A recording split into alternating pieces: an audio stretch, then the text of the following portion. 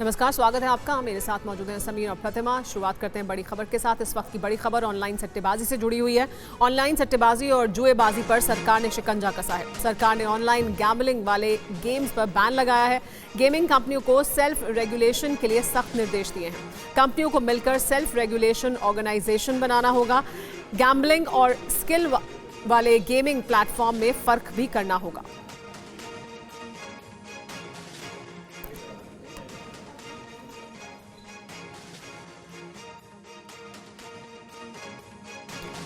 इस वक्त की बड़ी खबर, गैम्बलिंग और स्किल वाले गेमिंग प्लेटफॉर्म में अंतर करना होगा, यानी फ़र्क साफ करना होगा। साथ ही ये तमाम जो कंपनियां हैं जो इस तरह के गेम्स चला रही हैं, ऐप्स चला रही हैं, उन्हें मिलकर सेल्फ रेगुलेशन ऑर्गेनाइजेशन भी बनाना होगा। सरकार ने सख्ती की है।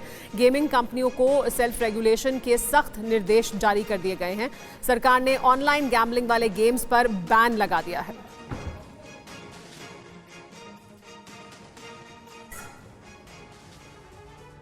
तो देखिए, ऑनलाइन गेमिंग को लेकर यह बड़ा फैसला लिया गया है। सरकार का फैसला क्या है, इसके बारे में आपको तफसील से बता दें। ऑनलाइन गेमिंग प्लेटफॉर्म्स को रेगुलेट किया जा रहा है, ये एक बड़ी बात है। एक सेल्फ रेगुलेटरी ऑर्गेनाइजेशन बनाया जाएगा। भ्रामक और झूठी सूचनाओं को फिल्टर किया जाएगा, ये इरादा है। ऑनलाइन बेटिंग और गैम्बलिंग पर रोक लगाई जाएगी, ये क्लियर कर दिया गया है। सेल्फ रेगुलेटरी बॉडी किसी भी गेमिंग ऐप पर फैसला लेगी। सट्टेबाजी, जुएबाजी को बढ़ावा देने वाले प्लेटफॉर्म्स बंद होंगे, ये क्लियर कर दिया है सरकार। इसी से जुड़ी एक और बड़ी खबर आपके सामने रख दें। नियम बदलते ही ऑनलाइन गेमिंग पर सरकार ने बड़ा कदम उठाया है। आईटी मंत्रालय ने एक्शन प्लान को लेकर मीटिंग भी बुलाई। ऑनलाइन गेमिंग कंपनियों के सीईओ को तलब किया गया। इस मीटिंग में कंपनियों को नियमों में कोताही न बरतने की चेतावनी दी गई। सरकार ने कहा गैम्बलिंग और स्किल गेम में फर्क किया जाए।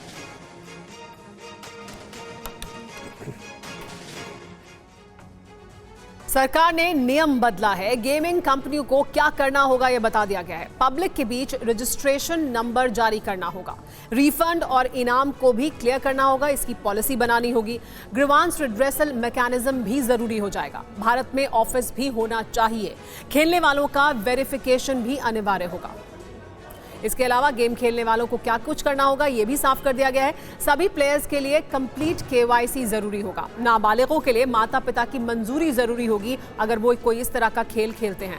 इस पर और ज्यादा जानकारी के लिए हमारे साथ पीयूष पांडे जुड़ गए हैं। आइए उनसे जानकारी लेते हैं। पीयूष, सरकार ने चौतरफा शिकंजा कसा है, यानी ये पूरा जो सिस्टम है इसे रेगुलेट करने की कोशिश है, चाहे वो जो खेल रहे हैं उनकी केवाईसी से जुड़ा हुआ मामला हो या फिर कंपनियां जो चला रही हैं उनको रेगुलेट करने के लिए। बिल्कुल सुमेरा, देखिए अभी तक देश में ऐसा कोई रेगुलेशन नहीं था और इस रेगुलेशन के लाने के बाद साफ तौर पर यह कह दिया गया है कि जो स्किल है उन गेम में और जो गैम्बलिंग के गेम में उनमें फ़र्क साफ तौर पर कर दिया जाए, क्योंकि बीते एक साल में कई ऐसी घटनाएं सामने आई। उत्तर प्रदेश, झारखंड, उत्तराखंड, महाराष्ट्र, पश्चिम बंगाल और तमिलनाडु से, जहां पर बच्चों ने गैम्बलिंग गेम्स में पैसे लगाए और हारने के बाद उन्होंने या तो आत्महत्या कर ली और या तो सुसाइड अटेम्प्ट किया। ये सारी सूचनाएं सरकार के पास, केंद्र सरकार के पास लगातार पहुंच रही थी और इन सूचनाओं के एकत्र होने के बाद करीब 20,000 से ज़्यादा शिकायतें सरकार के पास थीं।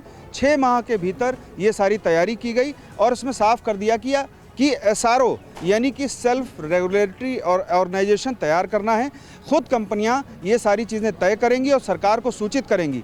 एसआरओ के लिए ही आज बैठक की गई थी आईटी मिनिस्ट्री में और IT state minister Rajeev Chandrasekhar ने ये साफ कर दिया, जो भी आए थे आज सीईओ सभी कंपनियों के, उनसे ये साफ तौर पर कहा कि आप जल्द से जल्द इन नियमों को लागू करने की व्यवस्था करें। नहीं पीयूष, ये भी बताइए क्या कोई दिशा निर्देश भी जारी किया गया है उन लोगों के लिए जो कि बेटिंग या गैम्बलिंग ऐप में रजिस्ट्रेशन करा चुके हैं?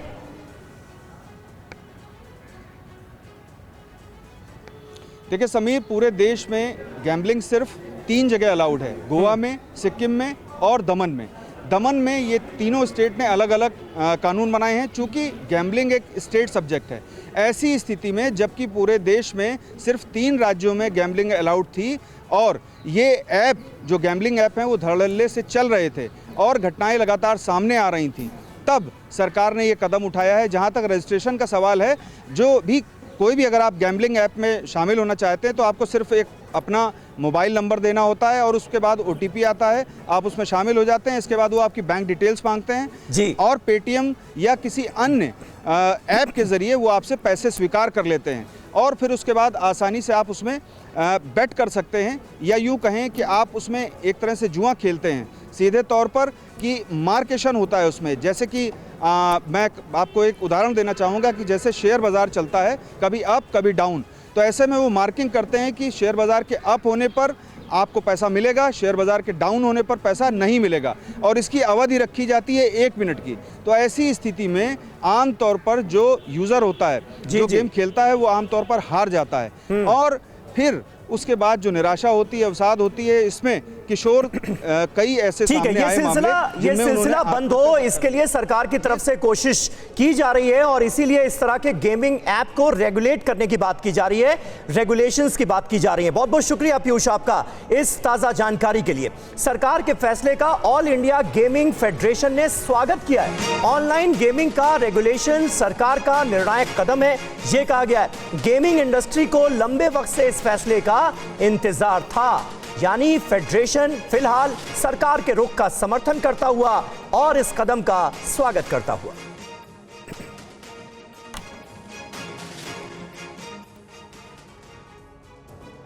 आइए अब आपको बताते हैं कि भारत में जिस इंडस्ट्री को रेगुलेट करने की बात की जा रही है, दुनिया के लिए वो कितना बड़ा बाजार है, इसको समझाते हैं। सट्टेबाजी की दुनिया की अगर बात करें तो ब्रिटेन सबसे बड़ा रेगुलेटेड मार्केट है। जुआ कानूनी रूप से वैध है, करीब $12 बिलियन का ये बाजार है। अमेरिका की बात करें तो दूसरा सबसे बड़ा बाजार है, यहाँ भी सट्टेबाजी को कानूनी मान्यता है, करीब $11 बिलियन का ये मार्केट है। इसके बाद ऑस्ट्रेलिया में 6.5, इटली में 4.5, फ्रांस में 3.8, जर्मनी में 3.6 और कनाडा में $2.6 बिलियन का ऑनलाइन गैम्बलिंग बाजार है। Australia, Italy, France, Germany, Canada, Sweden, ये तमाम देश हैं जहां पर इसका बाकायदा मार्केट है। तो ये तमाम आंकड़े आपके लिए हमने रखे ताकि आप समझ सकें कि ये मार्केट कितना बड़ा। लेकिन आने वाले दिनों में उधार के लिए क्रेडिट कार्ड नहीं बल्कि क्रेडिट लाइन की सुविधा मिलने जा रही है, यानी जरूरत पड़ने पर खाते में पैसे नहीं होने पर भी आपको फंड मिल सकेगा। बैंक खाते में बैलेंस नहीं होने पर भी आप UPI के जरिए पेमेंट कर सकेंगे, यानी आज खरीदें और भविष्य में भुगतान करें। बैंक खाते में बैलेंस नहीं होने पर भी आप UPI के जरिए पेमेंट कर सकेंगे, यानी आज खरीदें और भविष्य में भुगतान करें। रिजर्व बैंक ने नई व्यवस्था की है जिसके तहत आपको बैंक एक सीमा तक क्रेडिट की सुविधा देगा, यानी खाते में पैसे ना होने पर भी उस लिमिट तक आप पेमेंट कर सकेंगे। ये क्रेडिट कार्ड की तरह की सुविधा है, लेकिन पेमेंट UPI के जरिए ही करनी होगी। RBI ने देश के सभी बैंकों को प्री अप्रूव्ड क्रेडिट लाइन से यूनिफाइड पेमेंट इंटरफेस यानी UPI को जोड़ने के निर्देश दिए हैं। इसमें रूपे क्रेडिट कार्ड भी शामिल है। RBI की इस व्यवस्था से ग्राहकों को काफी सुविधा मिलेगी। आपको बताते हैं ग्राहकों को इससे फायदा कैसे होगा। ग्राहकों को अब कार्ड कैरी नहीं करना होगा, मोबाइल से UPI के जरिए पेमेंट हो सकेगी, समय की भी बचत होगी। क्रेडिट कार्ड बनने में समय लगता है, हालांकि क्रेडिट लाइन अप्रूवल के बाद तुरंत मिल जाएगा। खाते में पैसा ना होते हुए भी आपको एक क्रेडिट की फैसिलिटी बैंक देगा और उस सीमा तक आप UPI के थ्रू बिना खाते में पैसे होते हुए भी आप अपना इस्तेमाल कर सकेंगे। और आइए अब कुछ अहम अंतर्राष्ट्रीय खबरों पर डाल लेते हैं नजर। इजराइल के जॉर्डन वैली और हमरा इलाके में कुछ अज्ञात बंदूकधारियों ने फायरिंग की। गोलीबारी में 2 महिलाओं की जान चली गई। ये रिपोर्ट देखिए। इजराइल में बॉर्डर पार से मिसाइल हमले हुए। फिलिस्तीनी चरमपंथी ग्रुप की ओर से हुए हमले में इजराइल को भारी नुकसान हुआ। हमले में इजराइल की वेपन फैक्ट्री तबाह हो गई। इसके अलावा इजराइल के जॉर्डन वैली इलाके में भी फिलिस्तीनी समर्थकों ने रिहायशी इलाके में अचानक गोलीबारी की। आतंकियों ने कार में जा रहे लोगों को निशाना बनाया। हमलावरों ने कार पर अंधाधुंध फायर किया। ताबड़तोड़ गोलीबारी में कार में सवार 2 महिला की मौत हो गई, जबकि कई लोग घायल हो गए। अचानक हुई इस गोलीबारी के बाद जॉर्डन वैली इलाका थर्रा उठा। चारों तरफ अफरा तफरी मच गई। जान बचाने के लिए लोग इधर उधर भागते नजर आए। हमले की खबर मिलते ही इजरायली पुलिस ने मोर्चा संभाला, लेकिन पुलिस के पहुंचने से पहले ही हमलावर मौके से फरार हो गए। इजराइल के हमरा इलाके में भी कुछ अज्ञात बंदूकधारियों ने फायरिंग की, जिसमें एक गाड़ी को निशाना बनाया गया। हमले में कार में सवार एक शख्स घायल हो गया। रात में लेबनान की धरती से फिलिस्तीन के चरमपंथी संगठनों के हमले के बाद ही पूरा इजराइल अलर्ट मोड पर है। किसी भी हालात से निपटने के लिए सेना मुस्तैद है।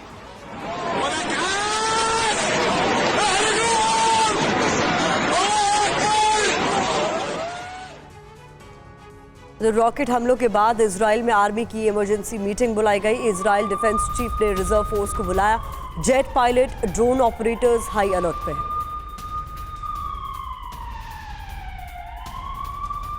बता दें आपको, जिस तरीके के हालात हैं उसके बाद ये बड़ा फैसला लेते हुए इमरजेंसी बैठक बुलाई गई आर्मी की ओर से। इजराइल डिफेंस चीफ ने रिजर्व फोर्स को भी बुला लिया है। जेट पायलट, ड्रोन ऑपरेटर्स इसके बाद हाई अलर्ट पर। इजराइल पर हमले के बाद एक्टिव हुआ है यूएन। संयुक्त राष्ट्र ने की तनाव कम करने की अपील। यूएन महासचिव के प्रवक्ता दुजारिक ने की है शांति बहाली की अपील। संयुक्त राष्ट्र ने लेबनान से इजराइल में रॉकेट दागे जाने के बाद तनाव कम करने की अपील की है। इजरायली सेना ने कहा है कि लेबनान से आतंकियों ने रॉकेट दागे हैं, जिसके बाद उत्तरी सीमा पर लोगों को बंकरों में जाने के लिए मजबूर होना पड़ा। इजरायली सेना ने कहा है कि सीमा पार से 34 रॉकेट दागे गए और 25 को उसके आयरन डोम हवाई रक्षा प्रणाली ने मार गिराया। यरूशलेम के सबसे संवेदनशील पवित्र स्थल पर तनाव के 2 दिनों के बाद लेबनान से हमले की आशंका बढ़ गई है। हमले के बाद इजरायली पुलिस ने यरूशलेम के अल अक्सा परिसर में ग्रेनेड और रबड़ की गोलियां दागी ताकि मुस्लिम श्रद्धालुओं को बाहर निकाला जा सके, जो इमारत के अंदर छिप गए थे। घटना के बाद यूएन महासचिव के प्रवक्ता दुजारिक ने शांति बहाल करने की अपील की है। We urge all actors to exercise maximum restraint. The UN interim force in Lebanon remains in contact with authorities on both sides of the blue line, and we urge the parties to liaise with our peacekeepers and avoid any unilateral action that could further escalate the situation. साथ ही Dujarric ने कहा है कि संयुक्त राष्ट्र ने अफगानिस्तान में अपने सभी कर्मियों को कार्यालय को रिपोर्ट नहीं करने का आदेश दिया है। और इजराइल पर हमले के बाद आग बबूला है नेतन्याहू। दुश्मनों को किसी भी हाल में छोड़ेंगे नहीं, ये कह दिया गया है। दुश्मनों को हमले की बड़ी कीमत चुकानी होगी, ये कहा गया है बेंजामिन नेतन्याहू की तरफ से। यूएन की अपील के बावजूद इजराइल के प्रधानमंत्री बेंजामिन नेतन्याहू ने लेबनान से रॉकेट बरसाए जाने के बाद दुश्मनों को जवाब देने की कसम खाई है, जिसके बाद दोनों देशों में तनाव बढ़ गया है। नेतन्याहू ने सुरक्षा के बिगड़ते हालात पर चर्चा के लिए सुरक्षा कैबिनेट की बैठक में ये बात कही।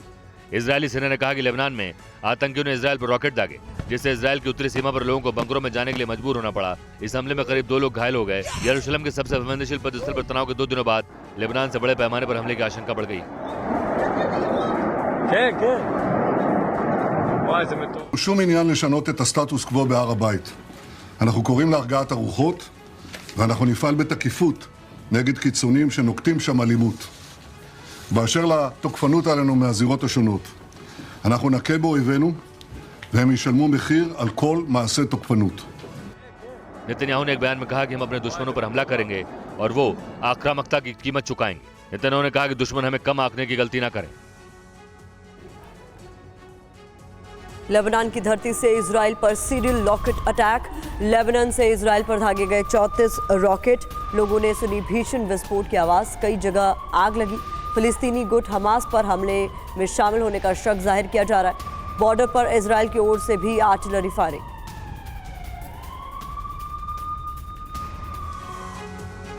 עדכון מהצפון, אני נמצא ליד שלומי, יש פה שריפה די ענקית. लेबनान की धरती से इजराइल पर हुआ यह हमला अपने साथ तबाही की कई तस्वीरें लेकर आया है। लेबनान से हुए रॉकेट अटैक में इजराइल के शलोमी गैस स्टेशन पर भारी तबाही मची है। इजराइल पर बेहिसाब रॉकेट दागे गए, जिसके बाद कई जगह आग के शोले नजर आए। שגם בשלומי נפגע פגיעה ישירה ובנס लेबनान ने इजराइल पर एक के बाद एक 34 रॉकेट दागे। उत्तरी इजराइल के शलोमी और मोशा बेडजेट में वार्निंग सायरन सुने गए। अप्रैल 2022 के बाद लेबनान से इजराइल पर पहला रॉकेट अटैक है। इजराइल का दावा 34 में से 25 रॉकेट को इंटरसेप्ट कर लिया गया। कम से कम 4 रॉकेट इजराइल की धरती पर गिरे। फिलिस्तीनी गुट हमास पर हमले में शामिल होने का शक है, जिसके बाद फिलिस्तीन में हमास के ठिकानों पर हमला बोला गया है। गाजा सिटी के बैत हराउन और खान यूनिस इलाकों में इजराइल ने बमबारी की। यरूशलेम के अल-अक्सा मस्जिद को लेकर पिछले हफ्ते शुरू हुआ विवाद अब जंग में बदलता नजर आ रहा है, और अगर ऐसा हुआ तो मिडिल ईस्ट के कई देश इसमें कूदेंगे और यहाँ खुलने वाला वॉर फ्रंट अपनी जद में मिडिल ईस्ट के दर्जनों देशों को एक साथ लेगा और मुमकिन है कि यहीं से तीसरे विश्व युद्ध का आगाज हो जाए। इजराइल से एक और बड़ी खबर। इजरायली पुलिस का अल-अक्सा मस्जिद पर लगातार तीसरे दिन हमला। हमले के वक्त मस्जिद में हजारों नमाजी मौजूद थे। अक्सा मस्जिद में नमाजी कर रहे थे रमजान की पवित्र प्रार्थना। यरूशलेम के ओल्ड सिटी में है अल-अक्सा मस्जिद।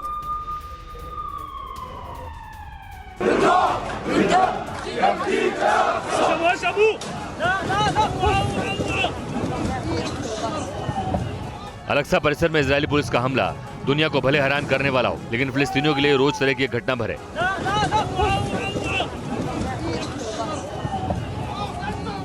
अल-अक्सा परिसर को लेकर मुस्लिमों और यहूदियों में विवाद है। रमजान के महीने में अक्सर ये विवाद बढ़ जाता है। अक्सा परिसर को लेकर दोनों धर्म अपने अपने दावे करते हैं। यहूदी इसे टेम्पल माउंट के नाम से अपना पवित्र स्थल मानते हैं। यहूदियों का सबसे पवित्र स्थल डोम ऑफ द रॉक इसी जगह पर है। पैगंबर मोहम्मद से जुड़े होने के कारण डोम ऑफ द रॉक में मुसलमानों की भी आस्था है। चांदी के गुंबद की बनी मस्जिद 35 एकड़ में फैली है। अल-अक्सा मस्जिद जिस क्षेत्र में स्थित है, वहाँ पूरी तौर पर इजराइल का नियंत्रण है और इजराइल की निगरानी में ही वहाँ पर फिलिस्तीन के नागरिक पहुँच पाते हैं। अल-अक्सा को मुस्लिम, ईसाई और यहूदी तीनों अपना पवित्र धार्मिक स्थल मानते हैं। मुस्लिमों के लिए मक्का मदीना के बाद सबसे पवित्र स्थल है। यहूदी समुदाय अल-अक्सा को टेम्पल माउंट मानता है।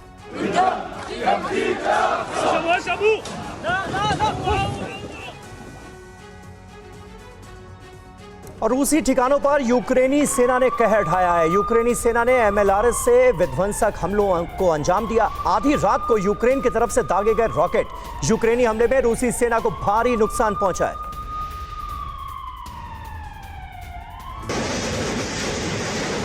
मिडल ईस्ट के जंगी मुहाने के साथ साथ रूस यूक्रेन के युद्ध क्षेत्र में तबाही बदस्तूर जारी है। कहीं रूस सेना कहर ढा रही है तो कहीं यूक्रेन फौज हावी हो रही है।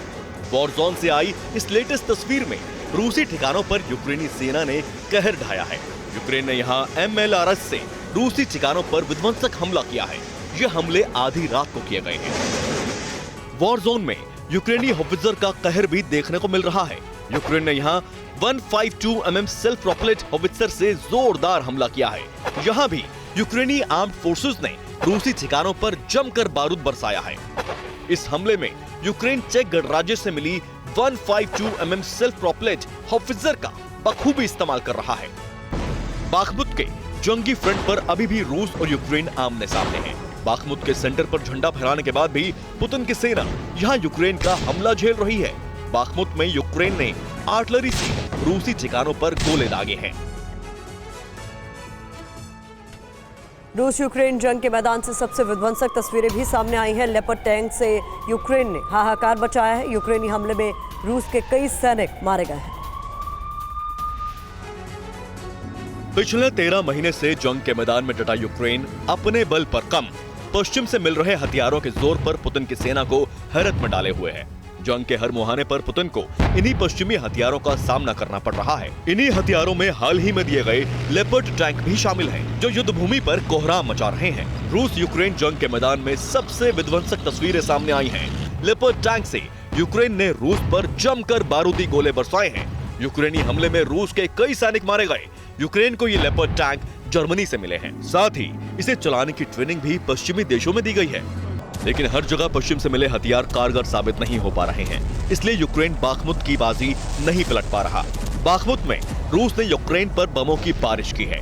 रूस ने TOS-1A thermobaric multi rocket launcher से जोरदार प्रहार किया। रूस के इस हमले में यूक्रेनी सैनिकों को बचने का मौका तक नहीं मिला। माना जा रहा है कि रूसी हमले में कई यूक्रेनी सैनिकों की मौत हो गई। बाखमुत की जंग यूक्रेन को भारी पड़ रही है। सजायाफ्ता माफिया अतीक की मुश्किल और बढ़ गई है। एक और अपहरण केस में अतीक पर आरोप तय हो गए हैं। प्रॉपर्टी डीलर मोहित जायसवाल को अगवा करने का मामला है। अपहरण केस में अतीक और उसके बेटे उमर पर आरोप तय हुए हैं। सीबीआई की स्पेशल कोर्ट में अपहरण केस में ये आरोप तय किए गए।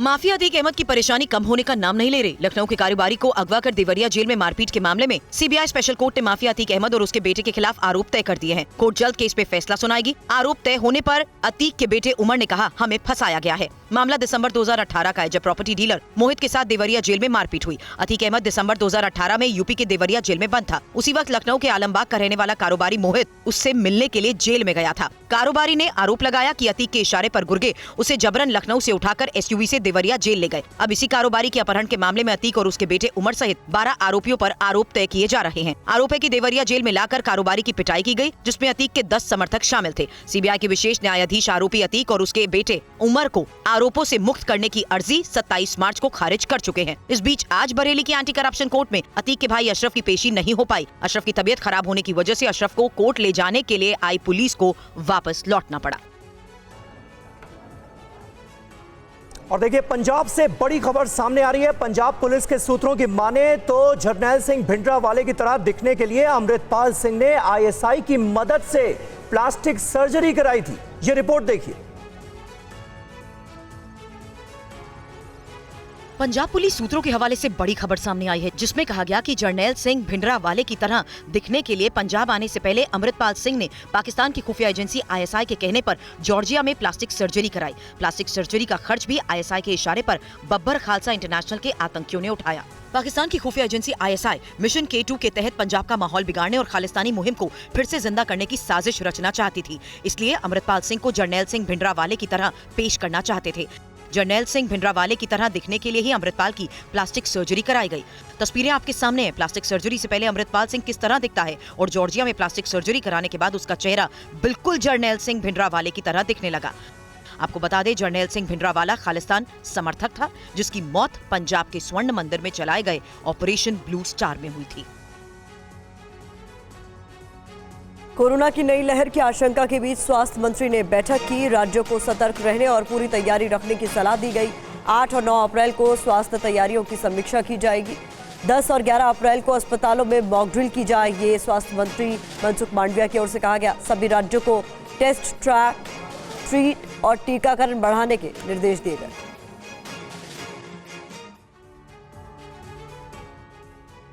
केंद्रीय स्वास्थ्य मंत्री डॉक्टर मनसुख मांडविया ने आज राज्य के स्वास्थ्य मंत्रियों, प्रमुख सचिव और अतिरिक्त मुख्य सचिवों के साथ वर्चुअल बातचीत की। केंद्रीय स्वास्थ्य मंत्री ने राज्यों को सतर्क रहने और कोविड-19 प्रबंधन के लिए पूरी तैयारी रखने की सलाह दी। उन्होंने राज्य के स्वास्थ्य मंत्रियों से 10 और 11 अप्रैल को भी सभी हॉस्पिटल्स के बुनियादी ढांचे की मॉक ड्रिल करने और 8 और 9 अप्रैल को जिला प्रशासन, स्वास्थ्य अधिकारियों के साथ स्वास्थ्य तैयारियों की समीक्षा करने का आग्रह किया। बता दें, कोरोना के देश में बढ़ रहे मामलों से चिंता बढ़ती जा रही है। देश में बीते 4 दिनों में ही कोरोना के मामले करीब 100% बढ़ गए हैं। 4 अप्रैल को कोरोना के नए मरीजों की संख्या बढ़कर 3038 तक पहुंच गई। लेकिन पिछले 24 घंटे में देश भर में कोरोना के 6050 नए केसेस सामने आए। इसके साथ ही अब देश में कोरोना के एक्टिव केसेस बढ़कर 28,303 हो गए हैं। पॉजिटिव रेट 3.39% है। पिछले 24 घंटे में देश में कोरोना से 13 लोगों की जान गई है। राजधानी दिल्ली में कोरोना तेजी से पांव पसार रहा है। दिल्ली में 24 घंटे में कोरोना के 600 से ज्यादा केसेस सामने आए। बीजेपी मिशन 2024 में जुटी है। इसके लिए यूपी के अलग अलग इलाकों में अलग अलग सियासी समीकरण बीजेपी ने बैठा दिए हैं। लेकिन इसके अलावा अमित शाह से जुड़ी हुई एक और बड़ी खबर आ रही है। आजमगढ़ में गृह मंत्री अमित शाह का विपक्ष पर बड़ा हमला सुनने को मिला। एसपी बीएसपी ने आजमगढ़ की छवि खराब की है कहा अमित शाह ने। यूपी में पहले रमजान में ही 24 घंटे बिजली मिलती थी, ये भी कहा। यूपी में विकास के नए युग की शुरुआत हो चुकी है, कहना था गृह मंत्री का। आज मैं जब यहाँ आया हूं तब मुझे पहले का उत्तर प्रदेश ठीक से याद है। उत्तर प्रदेश के अंदर कई दिनों तक मैंने रात्रि निवास किया था चुनाव में। एक भी रात ऐसी नहीं थी जहां ग्रामीण क्षेत्र में रात को बिजली मिलती हो। 24 घंटा बिजली तभी मिलती थी जब रमजान आता था, अब वरना नहीं मिलती थी। आज उत्तर प्रदेश में भारतीय जनता पार्टी की सरकार ने पूरे उत्तर प्रदेश में बिजली को युक्त कर विकास के नए युग की शुरुआत। तो देखिए, आज गृह मंत्री अमित शाह आजमगढ़ पहुंचे हुए थे। दरअसल बीजेपी 2024 के मिशन में जुट गई है। इसके लिए यूपी के अलग अलग इलाकों में अलग अलग सियासी समीकरण साधने की कोशिश हो रही और इसी रणनीति के तहत बीजेपी पूर्वांचल में खास तौर पर अपनी पैठ मजबूत करने में कोई कसर नहीं छोड़ रही। समाजवादी पार्टी के कभी गढ़ माने जाने वाले आजमगढ़ से अमित शाह विपक्ष पर जमकर बरसे। जिस आजमगढ़ को पूरे देश भर में आतंक के केंद्र के रूप में माना जाता था, वो आजमगढ़ की धरोहर हरिहर घराने को फिर से सम्मान देने के लिए संगीत महाविद्यालय की आज यहां नींव रखने का काम हुआ। सीएम योगी ने भी जमकर विपक्ष पर हमला बोला। आजमगढ़ विकास के लिए जाना जा रहा है। एक झटके में 4,600 करोड़ रुपए से अधिक की परियोजनाओं का लोकार्पण और शिलान्यास अभी आदरणीय गृह मंत्री जी के कर कमलों से यहां पर हुआ है। ये दिखाता है कि एक एक पाई आज विकास के लिए आपके लिए लग रहा है। आज आजमगढ़ में हरिहरपुर संगीत महाविद्यालय की आधारशिला रखी गई। बीजेपी इससे पहले पूर्वांचल एक्सप्रेस वे के काम को गिनाती रही है। आजमगढ़ में योगी आदित्यनाथ भी विपक्ष पर खूब बरसे। उन्होंने कहा कि बीजेपी सरकार बिना भेदभाव के हर किसी के लिए विकास की योजना पर काम कर रही है। मार्च 2020 से लगातार 80 करोड़ लोगों को फ्री में राशन प्रधानमंत्री मोदी जी दे रहे हैं। 220 करोड़ वैक्सीन की फ्री में डोजेज भारत के नागरिकों को उपलब्ध करवाई। और पाकिस्तान की आबादी है मात्र 22 करोड़। रोटी के लाले पड़ रहे हैं, लोटी के लाले। यही अंतर है। अच्छा नेतृत्व होता है अपने नागरिकों के सुख और दुख में सहभागी बनने के साथ साथ उनके जीवन स्तर को उठाने, उनके विकास, उनकी समृद्धि, उनकी सुरक्षा का कार्य होता है। लेकिन जब स्वार्थी, भेदभावकारी और भ्रष्ट नेतृत्व होता है तो पाकिस्तान की तरह भूख के लाले, रोटी के लाले लोगों के सामने पड़ते हैं। और यही स्थिति इससे पहले भारत के अंदर भी लोग करने के प्रयास किए थे। गृह मंत्री अमित शाह ने आजमगढ़ से पहले कौशाम्बी का दौरा किया। यहां उन्होंने कौशाम्बी महोत्सव 2023 की शुरुआत की। उनके साथ सीएम योगी आदित्यनाथ भी मौजूद थे। आजमगढ़ के साथ कौशाम्बी को भी करोड़ों की परियोजनाओं की सौगात मिली है। गृह मंत्री अमित शाह और सीएम योगी आदित्यनाथ ने जो सौगात दी, उनमें करीब 152 करोड़ की 61 नई परियोजनाओं का शिलान्यास किया गया। वहीं 4,431 करोड़ की लागत से कुल 56 परियोजनाओं का लोकार्पण कर जनता को समर्पित किया गया। उत्तर प्रदेश आज योगी जी के नेतृत्व में विकास की राह पर चल पड़ा है। गरीब कल्याण की सारी योजनाएं उत्तर प्रदेश में इतनी बड़ी मात्रा में जमीन पर उतारी है कि आज उत्तर प्रदेश के घर घर के अंदर गरीबी का उन्मूलन हो रहा है। आदरणीय प्रधानमंत्री जी की प्रेरणा से, आदरणीय गृह मंत्री जी के मार्गदर्शन में उत्तर प्रदेश विकास की एक नई ऊंचाई की ओर आगे बढ़ रहा है। हर एक क्षेत्र में नई प्रगति की एक नई तस्वीर को प्रस्तुत कर रहा है। और कौशाम्बी में गृह मंत्री अमित शाह ने राहुल गांधी पर बड़ा हमला किया। अमित शाह ने कहा कि पीएम मोदी को अपशब्द कहने वालों को जनता जवाब देगी।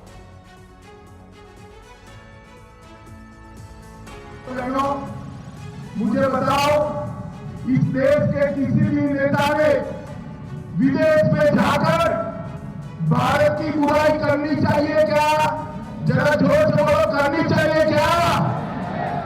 अरे आप खुला मैदान पड़ा है। राहुल बाबा कौन डरता है? मैदान तुम तय कर लो। भारत में कहीं भी हो, भाजपा वाले दोनों हाथ करने के लिए तैयार। हम नहीं डरते। हमें देश के बाहर जाकर सार्वजनिक रूप से आप देश के लिए बुराई करते हो। किस प्रकार की राजनीति को आप भारत में लाना चाहते हैं? और क्या समझते हैं आप? देश की जनता कुछ देखती नहीं है। देश की जनता देखती भी है, समझती भी है। 10 साल से विपक्ष के नेता का पद आपका चला गया है। केंद्रीय मंत्री प्रहलाद जोशी ने टीवी9 भारतवर्ष को बताया, कर्नाटक चुनाव में बीजेपी का एजेंडा विकास के मुद्दे पर कर्नाटक में चुनाव लड़ेगी बीजेपी। हमारी सरकार करप्शन फ्री सरकार है। बीजेपी एक बार फिर पूर्ण बहुमत की सरकार बनाएगी, ये कहना है प्रहलाद जोशी का। येदियुरप्पा जी बीजेपी के सीनियर नेता चुनाव में एक्टिव हैं। जल्द होगा उम्मीदवारों के नाम का ऐलान। बीजेपी के वरिष्ठ नेता और वरिष्ठ केंद्रीय मंत्री प्रहलाद जोशी हैं, हमारे साथ बातचीत करते हैं। जोशी जी, आप 3-4 दिन लगातार बैठक करके आए हैं कर्नाटक में। क्या मुद्दा रहेगा और किस तरह से आप लोग टिकट डिस्ट्रीब्यूट करेंगे कर्नाटक में फिर से किला फतह करने के लिए? एक तो डेवलपमेंट ही हमारा मुद्दा है। जो कुछ भी development with the support of both central government and the state government जो हुआ है, स्टेट गवर्नमेंट का डेवलपमेंट, सेंट्रल गवर्नमेंट का सपोर्ट और सेंट्रल गवर्नमेंट का स्कीम्स, सेंट्रल गवर्नमेंट का जो national highway and many irrigation schemes, whatever जो कुछ भी अभी हुआ है वो हम लोगों के बीच में लेके जा रहा है। और हमारा जो सरकार है करप्ट फ्री सरकार है। इन लोगों ने कुछ आरोप लगाने का कोशिश किया लेकिन लोग उसको स्वीकारा नहीं है जी।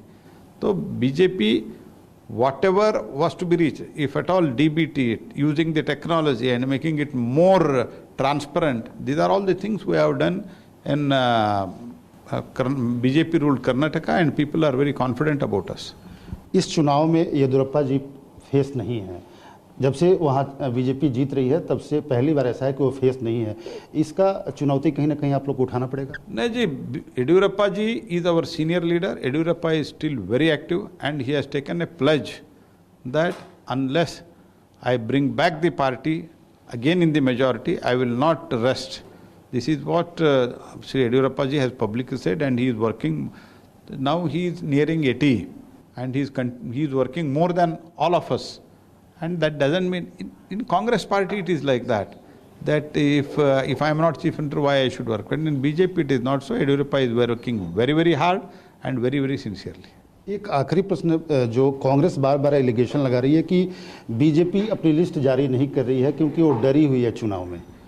नहीं, वो जो चुनाव में जल्दी हम अगर शुरुआत में ही हम टिकट घोषित करते तो बहुत धैर्य का, ये साहस का विषय है क्या? तो हमारे हिसाब से हम करते हैं जी। इसमें कोई जल्दी करते हैं तो हम अगर शुरुआत में ही करते हैं तो हम बहुत धैर्यशाली है, ऐसा नहीं है। कब तक हो जाएगा? तो हो जाएगा एक आध दिन में। बहुत बहुत धन्यवाद। कैमरामैन अशोक के साथ आमोद राय, TV9 भारत, दिल्ली।